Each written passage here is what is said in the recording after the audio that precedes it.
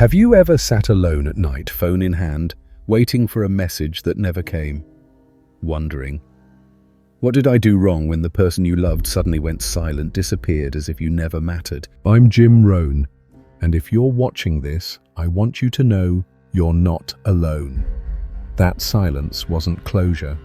It was a question left hanging, a wound wrapped in confusion. Today, I'm going to tell you what your avoidant ex would never dare to say. Not because they're cruel, but because closeness terrifies them. They didn't leave because you weren't enough. They left because real connection made them feel out of control. Don't let their silence become the voice that defines your worth. This video isn't just about decoding them. It's a mirror so you can see yourself more clearly. To help you understand that loving deeply, still remembering, still hoping, that's not weakness. That's proof your heart is stronger than you think. And the moment you stop chasing confusion is the moment you start walking toward peace. Hit that subscribe button and turn on notifications, because here we don't just talk psychology, we heal. Watch until the end. The ending may not rewrite the past, but it can open a new chapter, one where you choose yourself instead of waiting to be chosen. So, let's talk about the silence, not the kind that soothes, but the kind that stings. That aching void left behind after what felt like a real connection. Your last message still says, seen. No reply, no explanation, no goodbye. Something in you still waits, not because you're weak, but because you're real. And you ask yourself, how could someone disappear like you never mattered? Here's what I need you to understand. Your avoidant ex's silence isn't a lie, it's a shield. It's a defense mechanism built long ago, often in childhood, where showing feelings led to rejection, control, or abandonment. They learn to stay safe by shutting down. So even when they crave connection, they don't know how to remain in it. When emotions run deep, when they feel truly seen, they don't walk away because they dislike you. They retreat because their own feelings terrify them. And the painful truth, they won't tell you this, not because they don't want you to know, but because they don't fully understand it themselves. So instead, you'll hear things like, I don't know what I want, I need space, or you deserve better. And you, with a loving, hopeful heart, will try to decode every word as if the answer lies somewhere in the ambiguity. But here's the truth, they're not communicating, they're avoiding. You did nothing wrong. You showed up with a genuine heart. But they didn't have the capacity to receive it. And the cruelest part, they can't even give you closure. Because closure takes courage, emotional presence. And to the avoidant, that's like being thrown into deep water without knowing how to swim. So hear this, you weren't rejected. They rejected the vulnerable part within themselves. They didn't leave because you were too much. They left because they've never learned how to stay with something that runs deep. And if you keep waiting for them to be ready, you're trading your clarity for their confusion. What wounds people most after loving someone avoidant is feeling like the relationship was never real. But I'm here to tell you clearly, your feelings were real, your heart was real, your experience was real. The issue was never that you felt too much.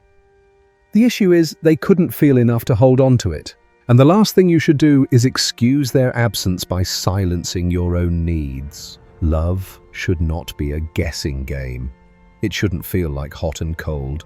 You shouldn't have to rationalize neglect to keep someone who's not emotionally ready. And right here, between your confusion and their withdrawal, we need to return to one crucial question. Why are they avoidant? Because no one is born afraid of love. No one comes into this world with their heart locked shut. Avoidant attachment isn't a conscious decision. It's the result of lived experience, often formed in early childhood, when a child learns to understand the world through how adults respond to their emotions. If you've ever wondered, how can they be so cold? The answer might lie in their earliest years. Picture a child who learns that when they're sad, they're ignored. When they're happy, no one reacts. When they seek comfort, the person they reach for becomes annoyed. In an environment like that, the child doesn't stop needing connection, but they learn that hoping for it safely is dangerous. They build a survival strategy: don't need anyone, don't feel too much, don't show anything that might be used against you. And when that child grows up into the person you once loved, they carry a distorted emotional map.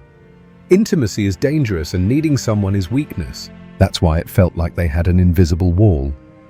Because to them, the closer you got, the more you saw their real self, the more it felt like danger, not comfort. They didn't learn that intimacy is freedom. They learned that opening up invites pain. Here's the twist: they want connection. They miss you. They care. But when those emotions rise too high, their nervous system reacts like they're under threat. That's why avoidants often intellectualize everything. They don't sit with emotions, they overanalyze to avoid them. They don't face their sadness, they stay busy or jump into shallow distractions. Not because they don't hurt, but because hurt is something they were never taught to manage. And here's the hardest part to accept: even if they miss you, even if they feel regret, they may still not act on it. Because between feeling something and acting on it lies a space called emotional vulnerability.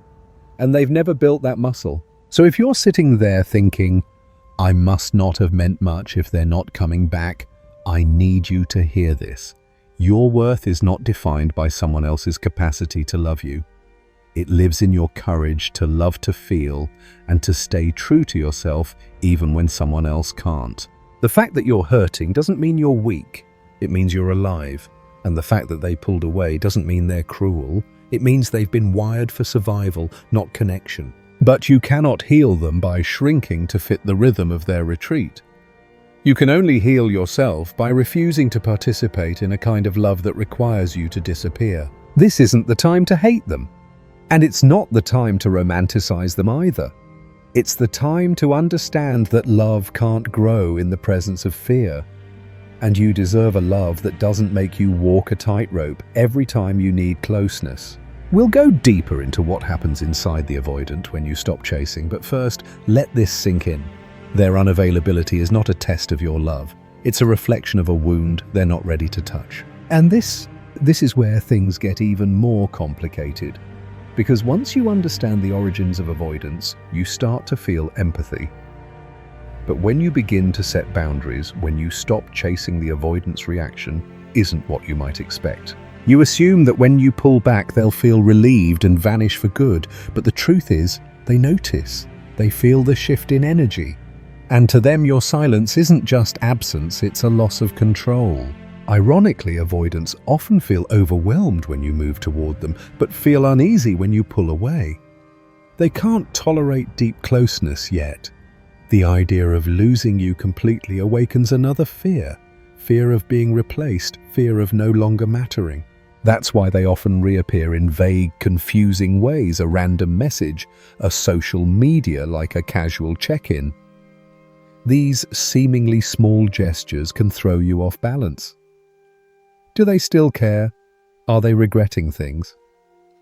Should I give them another chance? But you need to understand this clearly. They're not reaching out because they're ready to change. They're reaching out because you stopped being their emotional safety net. When you were chasing, you became the cushion. You carried the weight of the connection. You tolerated the ambiguity just to keep it alive. But when you reclaim your energy, they lose the place they used to hide, and that unsettles them.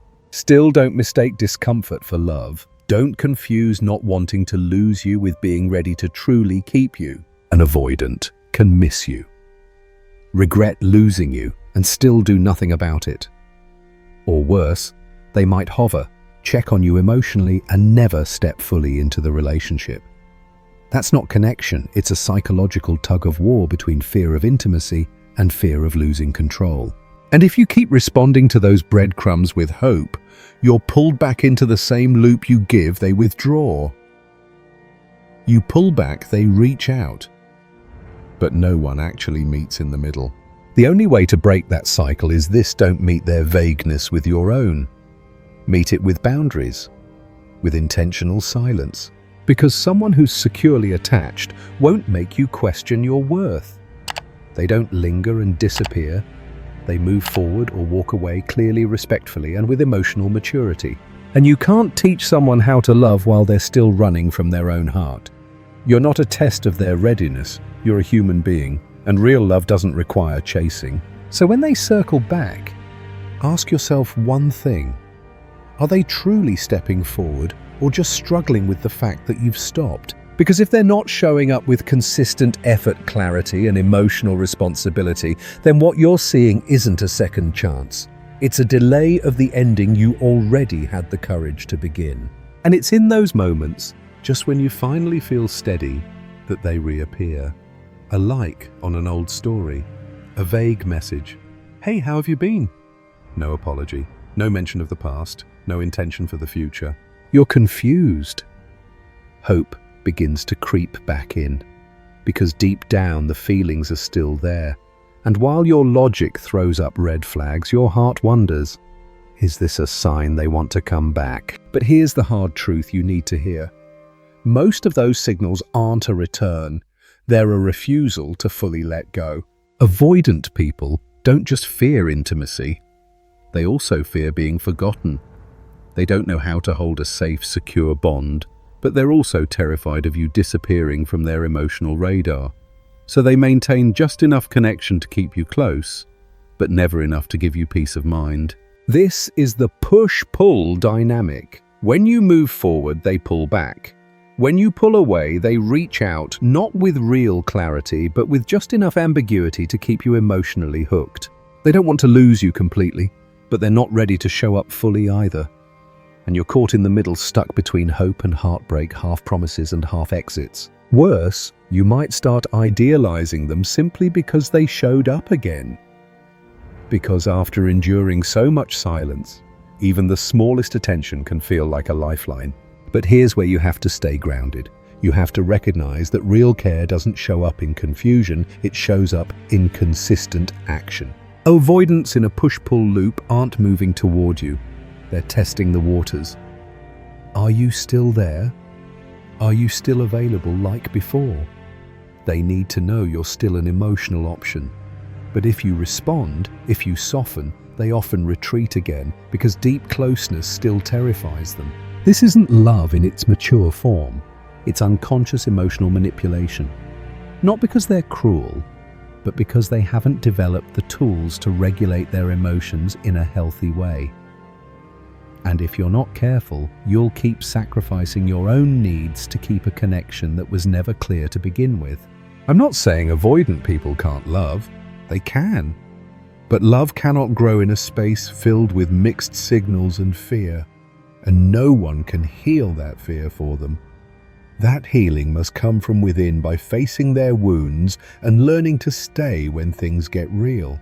So what's your role in all this? Your role is to stop chasing breadcrumbs. Stop responding in the way that once broke your own heart. Ask yourself, am I repeating the same cycle just because I'm afraid to let go? You don't need someone who occasionally likes your story. You need someone who wants to build a life with you. You don't need someone who checks in when you go quiet. You need someone who never abandoned you in the first place. And the more firmly you hold your boundaries, the more you refuse to respond to their vague signals, the more they're forced to confront the very fear they've always tried to outrun. As for you, you're stepping out of the fog.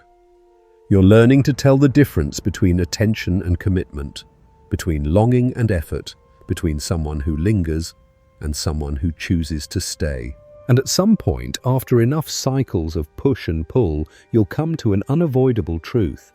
The closure you're waiting for isn't coming from them. Not because you don't deserve an explanation, not because you imagined it all, but because avoidant individuals don't know how or aren't emotionally mature enough to give you that. For them, offering closure would mean sitting with the very emotions they've been avoiding. Fear, regret, vulnerability, and perhaps even love they weren't able to receive.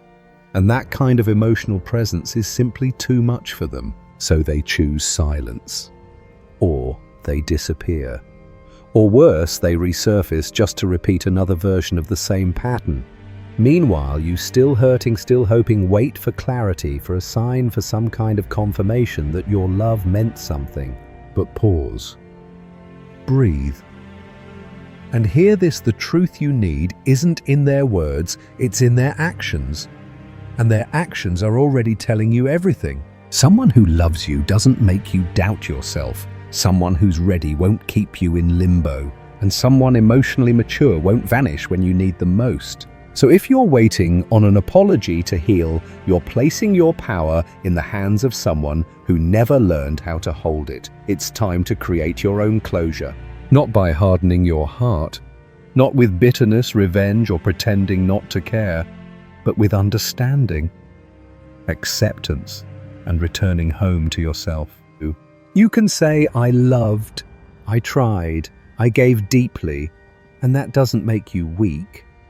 In fact, it proves your emotional strength, something they may never have dared to face within themselves. You can close this chapter not because it's easy, but because you refuse to stay stuck in the waiting room of someone else's growth.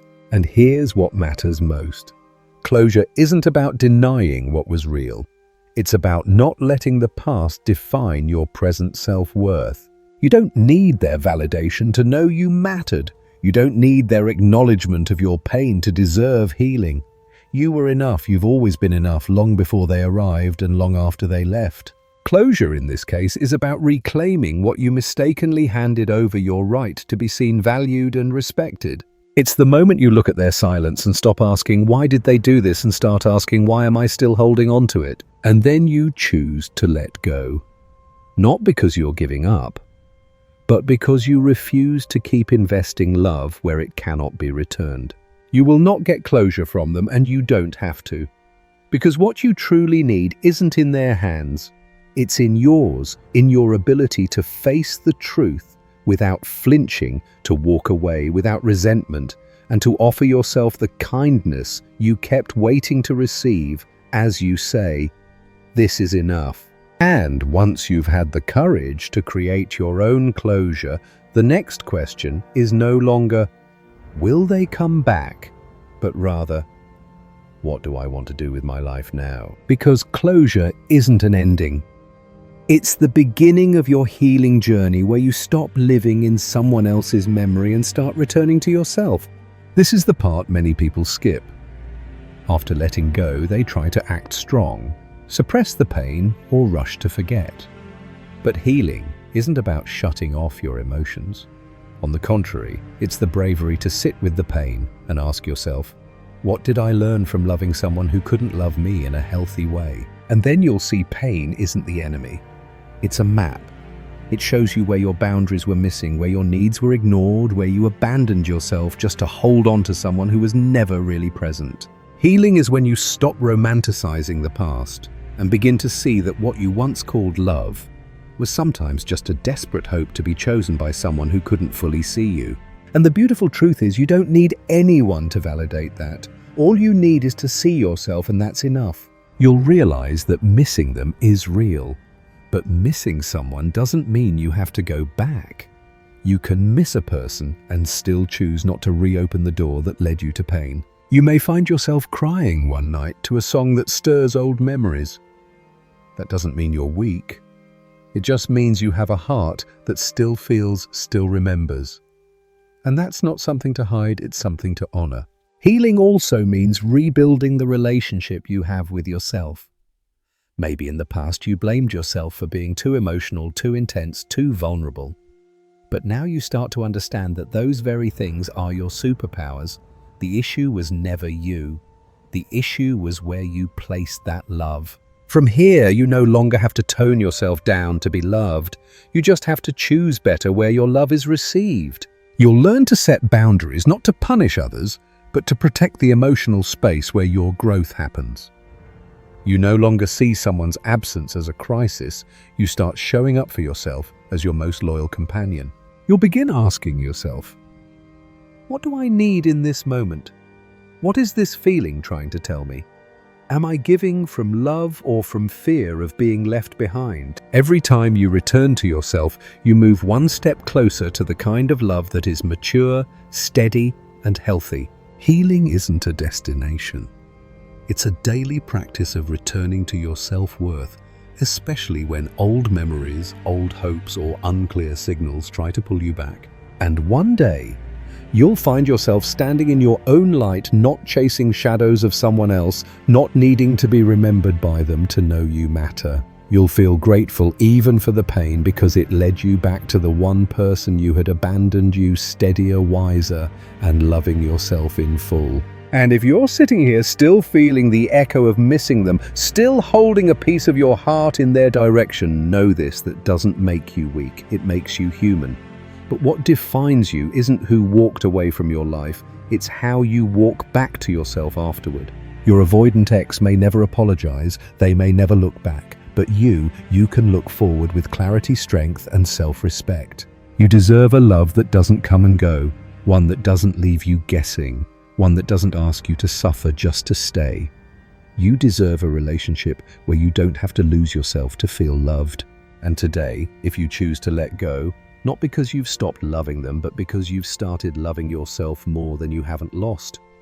You've stepped out of an emotional loop, and that is the quietest, most powerful victory of all. If this video spoke to you, don't keep it to yourself. Hit the subscribe button, turn on notifications, and share your thoughts in the comments below. Because here, you're not alone. We're healing together. We're learning how to love again in a way that's mature, honest, and doesn't require us to shrink in order to be chosen. And in the end, when you look back at this journey, you won't be asking, why didn't they choose me? You'll be smiling and saying, at last, I chose myself.